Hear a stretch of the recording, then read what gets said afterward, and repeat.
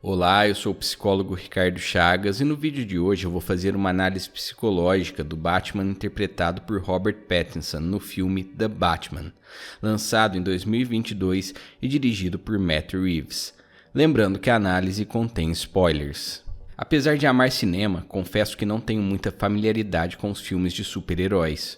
Fico até um pouco desanimado com a quantidade anual de lançamentos do gênero, mas quando eventualmente os assisto, acabo me surpreendendo positivamente. O Batman, em especial, é um dos super-heróis pelo qual tenho mais apreço devido ao passado traumático de Bruce Wayne, o homem por trás da máscara de morcego. Sua trágica história foi repetida tantas vezes que é como se já fizesse parte do nosso inconsciente coletivo. Logo no início desse filme mais recente, o espectador instintivamente acredita que a família do prefeito de Gotham é a família Wayne. Vemos aquela narrativa se desdobrar quase da mesma forma, em um atentado que culmina na morte do patriarca. Assim como aconteceu com o protagonista, o filho sobrevive. Essa repetição é suficiente para sugerir, felizmente não através de um flashback óbvio, que aquele Bruce muito abatido ainda revive com intensidade a tragicidade da própria história. Para um desenvolvimento psicológico saudável, a criança necessita da afeição paterna e materna, mas devido à perda dos pais, o protagonista cresce e se desenvolve sem essa referência. Em outras versões do herói, Alfred consegue supri-la, mas não em The Batman. Depressiva e traumatizada, essa versão de Bruce, ao contrário das antecessoras, não usa o mecanismo de defesa da fuga, escondendo-se temporariamente atrás da persona de um playboy irresponsável e milionário. Mesmo sem máscara, é como se ainda estivesse no papel de Batman. Ao que parece, não existe uma ruptura significativa entre a persona de civil e a persona do herói, além da própria retirada do traje. Usando a teoria junguiana como base, podemos ver que na maioria das versões de Batman, o Bruce Wayne Playboy é uma persona que serve também como um disfarce perfeito tanto para ocultar sua identidade quanto uma fuga de suas dores, um mecanismo de defesa para preservar a sanidade do próprio eu, ou seja, do ego consciente. O Bruce de The Batman, por outro lado, não faz esforços para preservar a própria sanidade e quando está sem máscara exibe uma feição absolutamente devastada, como se não se importasse com nada além de voltar a combater os crimes de Gotham. É como se ele tivesse abraçado integralmente a própria sombra inconsciente, ignorando quase por completo outras funções importantes para o funcionamento adequado do self, justamente o elo entre os aspectos conscientes e inconscientes de um indivíduo. Se o Batman e o Bruce Wayne são reflexos quase integrais da sombra, é importante compreender o que são as nuances desse fator psíquico inconsciente. Segundo Murray Stein, em Jung, o mapa da alma, de modo geral, a sombra possui uma qualidade moral, ou pelo menos pouco recomendável, contendo características da natureza de uma pessoa que são contrárias aos costumes e convenções morais da sociedade. A sombra é caracterizada pelos traços e qualidades que são incompatíveis com o ego consciente e a persona. Ao abrir-se para a experiência da sombra, entretanto, uma pessoa fica manchada de moralidade, mas alcança um grau maior de totalidade.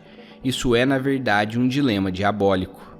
Podemos dizer que o Batman tem seu próprio código de moralidade que contraria os protocolos e procedimentos policiais. Seu limite moral é não assassinar seus inimigos, mas isso não necessariamente o impede, durante episódios de fúria, de quase torturá-los.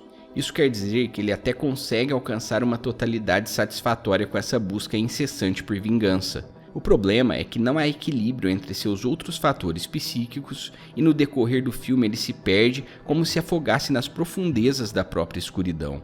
Aliás, é justamente a imoralidade da sombra que define o elo pessoal entre o Batman e o vilão principal, o Charada. Seu nome real é Edward Nashton e ele compartilha um passado semelhante ao de Bruce Wayne, já que também é órfão. Além disso, os dois usam máscaras que possibilitam que entrem em contato com suas próprias sombras. Depois de ser capturado, Edward diz: "Você e eu sabemos que estou olhando para o verdadeiro você. Minha máscara me permitiu ser eu mesmo, inteiramente. Queria que você tivesse me visto com a minha máscara, sem vergonha, sem limites." É verdade que ambos, à sua maneira, também tentam combater a sujeira de Gotham através de atos de violência.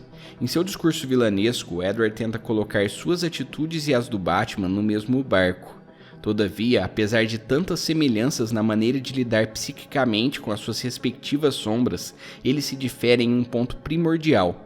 o Batman não extrapola o limiar do assassinato, o que o torna arquetipicamente o herói de sua própria história. Sempre um passo à frente do protagonista, o último atentado do Charada consiste na tentativa de assassinato da prefeita eleita e seus apoiadores, causando uma inundação em Gotham City ao explodir vários pontos da cidade. Em um cenário de perigo aos civis, o Batman precisa deixar de lado sua sede por vingança e ajudar as pessoas que possivelmente morreriam caso não fossem resgatadas. Essa escolha faz Bruce, mesmo de máscara, abandonar a escuridão de seu alter ego a fim de resgatar sua própria humanidade. Ele então lidera os moradores de Gotham rumo a um local seguro, erguendo-os literalmente em direção à luz. Finalmente ele deixa seu posto de vigilante e torna-se verdadeiramente um herói ao curar suas próprias dores psíquicas através do bem que faz ao próximo.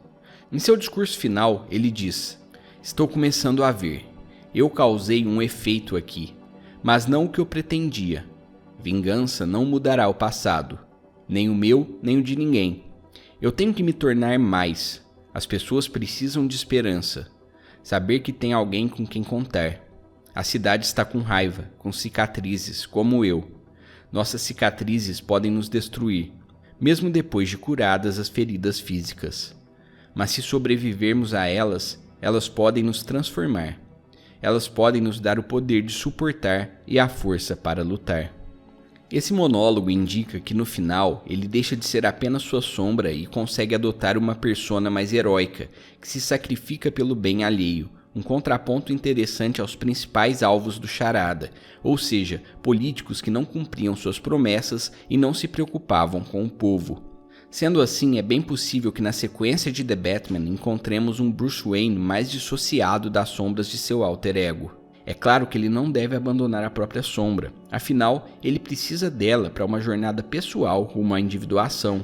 Todavia, é bom que tenha percebido que não pode deixar ser engolido por ela, caso contrário, cada vez mais se aproximará daqueles que se comprometeu a combater. Apesar de pessoalmente O Cavaleiro das Trevas ser meu filme favorito do Homem-Morcego, The Batman tem seu mérito principalmente por ter desenvolvido com maestria a complexa psique de Bruce Wayne, que nesse filme é quase integralmente o próprio Batman, mesmo quando sem máscara. A vantagem desse conflito específico ter sido resolvido no primeiro filme é que no próximo muito possivelmente veremos um Bruce mais humano.